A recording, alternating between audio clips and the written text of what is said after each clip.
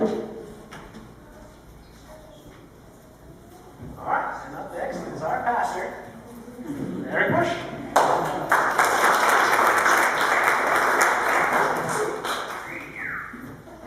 Stop that.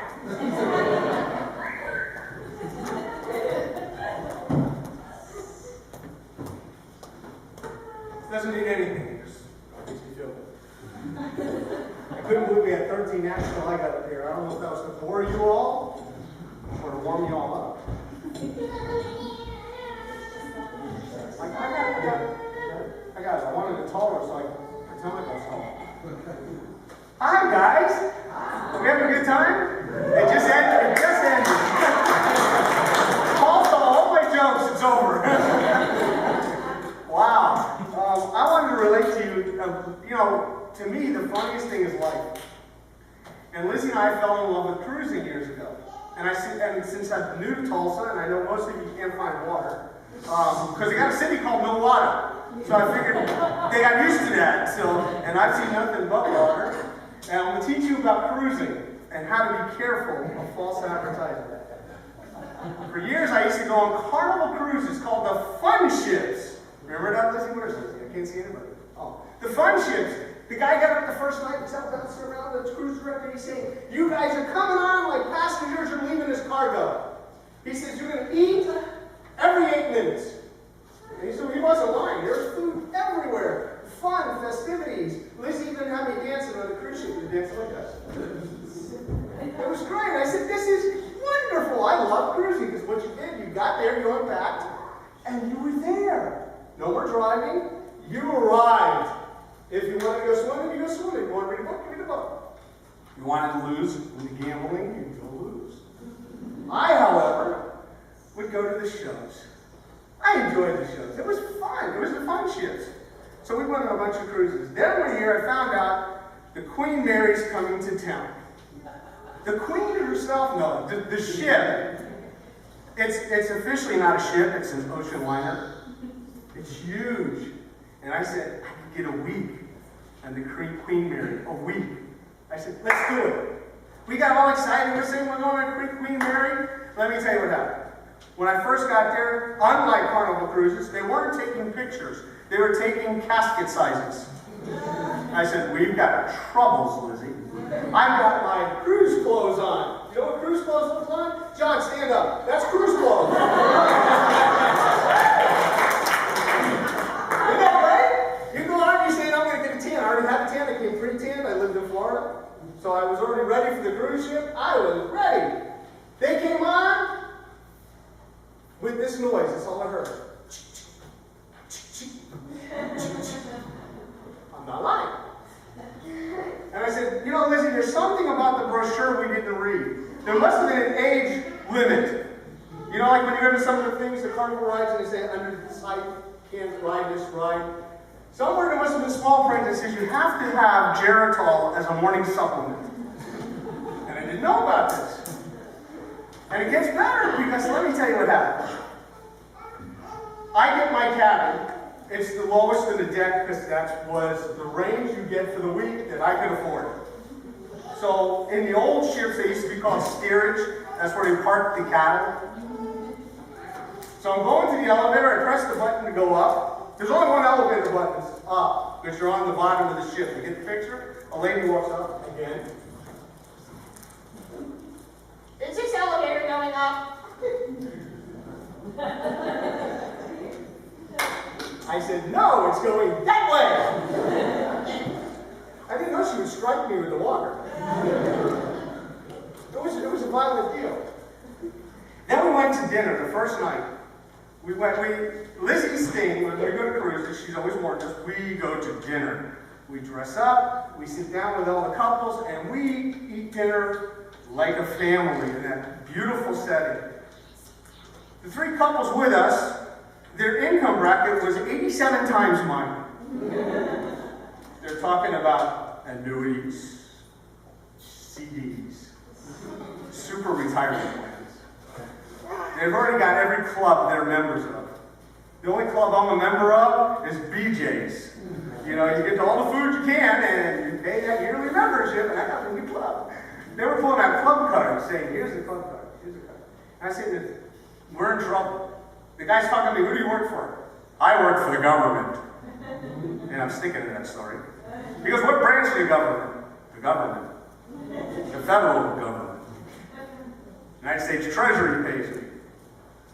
And this is what I was dealing with. And I said, this is going to be a not so great cruise. So I go to the swimming pool. And this is scary, because the swimming pool has on it mineral spa. It doesn't say swimming pool, it says mineral spa. And in the pool, there's 7 old ladies and they're doing this. Now, where I grew up, that's called the Miami breaststroke. And they're doing it, and they think this is exercise. And I think it's an exorcism. I don't know what's going on. I said, what are we supposed to do? I said, I'm just going to swim with these people? One of the ladies yells, hey, pool boy, can I have a towel? I'm saying, I'm a pool boy. I said, this is going to be a rough cruise. Let me tell you the worst part of the cruise, though. And I don't want to belabor this because I've got another hour. I have a passion on the cruise. Just a small passion. 11:30, I like to have a cup of coffee, decaf, because I'm not allowed caffeine anymore, and just chill and watch the crowds go by. Well, at 10:45, I'm sitting where the coffee's made, and I see a crowd of people walking by, and they're all doing this. There's 20 of them. And when they pass, the halls are vacant. And I turn to Lizzie and go, well, what just happened? See, I wasn't told, and again, in the small writing, the supplement BB small, very small, it says, everybody's bedtime is 11 o'clock on this ship. It's shut down. So I said, well, I don't have to obey that. I'm on a cruise. I'm here to have a good time. I want to be cargo. So I asked one of the guys, can I get a cup of coffee? He goes, absolutely. We'll turn the machine on for you. There's like 5,000 people on this ship. I'm the only one up. I don't even know if the captain's asleep. The captain didn't like this at the wheel. So I said, well, can I get, ready for this? This is fun. Splenda. They have the pink one loose, the blue one loose, and of course the sugar, because they figured none of them people are getting that. But the Splenda's locked away in a case. And I'm figuring, here's these old people, they're going to take these little bags, open it up, take the razor blades, cut it up, and they're going to mainline Splenda. They got it under lock and key. I couldn't understand what they were doing. The guy brings me to Splenda. He brings me 2. I go, is there a limit? I didn't know 2 was the limit. He goes, well, if you need more, ask me. In 20 minutes, nobody was around. So I called up the morning shift, and I said, excuse me, what's your nightly activities? We got a Judy Garland concert tomorrow night. I go, Judy's been dead for 50 years. You got to see it. You got to see it. Now, just so you know me a little bit, I'm not a fan of Judy Garland. Somewhere Over the Rainbow ended years ago for me. So I said, I'll sit through the show. So I get a great seat in the balcony. For you, those of you that don't know, that's called the escape clause. You can get out fast from the balcony. It starts. The show starts. A guy gets up. He's about 6'6" and about 3.5 built, and he's singing Judy Garland songs. I'm not making this up. I wish I could.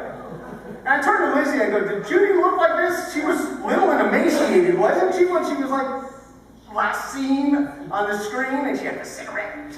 Hi, I'm Judy, and I got a guest tonight. And she was like this big around, and any minute she's just gonna like melt right into the carpet. And here's this huge guy, a bear of a man, belting out high soprano. I turned to the lady next to me, who was not my wife, it was the other lady. I said, are you enjoying this? She looked at me, she goes, no. I turned to the lady, I tapped the lady in front of me, are you enjoying this? She goes, no. I turned to the guy, that was a couple seats, are you having a good time? He says, no. I said, give me 5 minutes, we'll have a good time. And this is no lie, I had the balcony laughing. They said, you can go up there and do your stick. I go, well, don't, I'll sit here and do my stick, let him have the stage. But here's the moral of the whole story. If you get on the Queen Mary, remember you don't go on as passenger, come off as cargo. You go on as passenger and go off as you just came on.